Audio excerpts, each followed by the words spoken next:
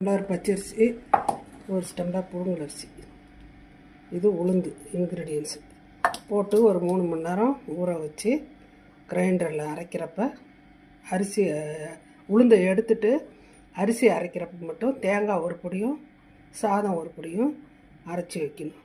இதை அதில் கொஞ்சோண்டு ஆப்ப சோடா போட்டு ஆப்பம் ஊற்றணும். அதில் கொஞ்சம் ஏலக்காய் போட்டு தேங்காய் பால் போடணும். ரெடி.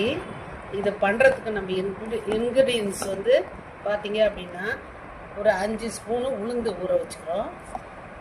பச்சரிசியும் புழுங்கலரிசியும் ஒரு டம்ளர் ஒரு 200 உங்களுக்கு அளவுக்குலாம் வச்சுட்டு தனித்தனியாக ஊற வச்சு எடுத்துக்கணும் 3 மணி நேரம்.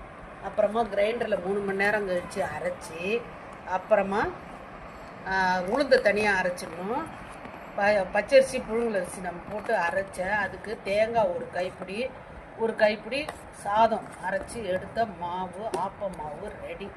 இதை ஒரு நாள் ஃபுல்லாக ஊற வச்சுட்டு மறுநாள் ஆப்பம் செய்ய போகிறோம்.